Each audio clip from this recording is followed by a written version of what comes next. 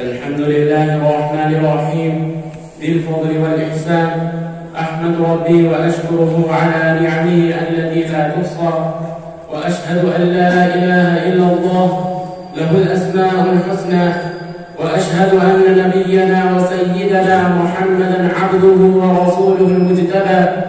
اللهم صل وسلم وبارك على عبدك ورسولك محمد وعلى آله وصحبه الأتقياء. أما بعد، رئيس الحفلة، أصحاب الحكم والإخوان الكرام، هذه سعادة لي عظيم وشرف لي كبير أن أسلط الضوء بين أيديكم على الموضوع مسؤوليتنا نحو تقديم سيرة نبوية. زملائي الكرام، إنه لا يخفى عليكم وعلى من له إلمام بالسيرة النبوية الفائحة الرسول صلى الله عليه وسلم الذي كانت حياته بجميع ما عاشه وما يحتاج إليه الإنسان أسوة حسنة وقدوة كاملة ونموذجا مثالية.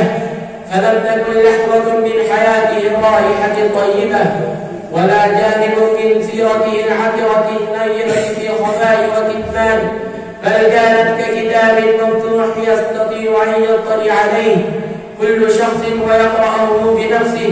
إن قدوتنا نحن المسلمين اليوم مستعارة من ذلك الرجل العظيم الذي أكرمه الله بشرف الدعوة ومنصب التوجيه والتربية، ومستفادة من تلك الشخصية المرموقة الممتازة الفضة المنعدمة النظير التي تعتبر جائزة كبيرة ونعمة عظيمة ومنحة غالية من الله تبارك وتعالى للأمة الإسلامية ودعاتها وقادتها والقائمين بتبليغ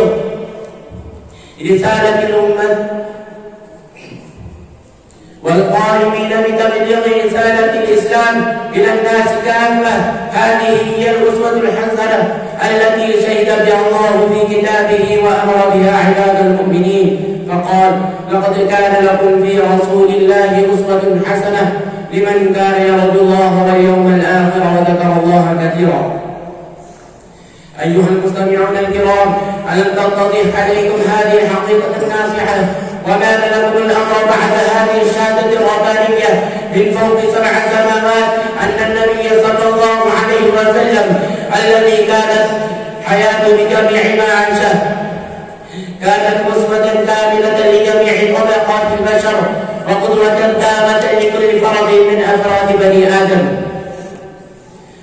على اختلاف ألوانهم ودمائهم وجنسياتهم ووطنياتهم ومهنهم وظروفهم وبيئاتهم ومجتمعاتهم في كل زمان ومكان وفي كل عصر ومصر.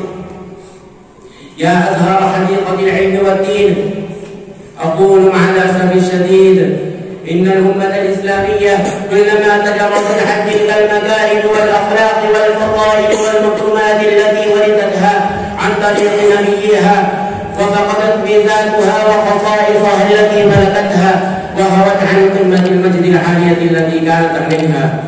إخوة الإيمان، أين نحن اليوم عن تقديم أسوة نبينا الحسنة؟ وأين نحن اليوم عن تقديم سيرته وحياته؟ أليست هذه المسؤولية تعود علينا أن نلعب دورا مثاليا ينهى من قام به رسول الله صلى الله عليه وسلم؟ أليست من وظيفتنا أن نقوم بجميع ما قام به محمد صلى الله عليه وسلم في مجالات الدعوة والتبليغ وفي مضمار العلم والتربية؟ فلماذا نحن عنها شاغلون ولماذا نحن عنها غافلون؟ اعلموا نحن مسؤولون عن هذه المسؤوليات عن هذه الوظيفة والمسؤولية، ونحن مسؤولون عن اتباع أوامر الله وسنة نبيه، ونحن مسؤولون عن هداية هذه المسؤولية تعود علينا، ونحن مسؤولون عن اتباع أوامر الله وسنة نبيه، ونحن مسؤولون عن إعادة مجدها الضائع الذي فقدته.